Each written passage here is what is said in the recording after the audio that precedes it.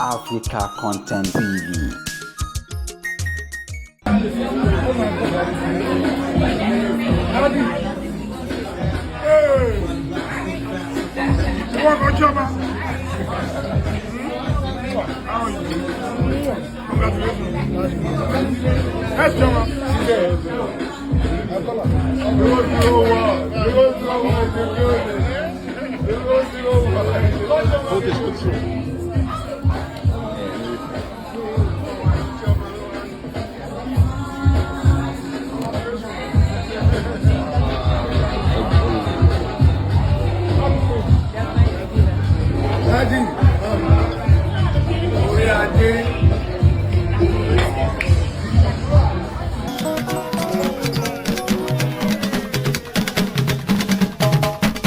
ọmọ òṣìṣẹ́ àdọ̀mọ̀ lásán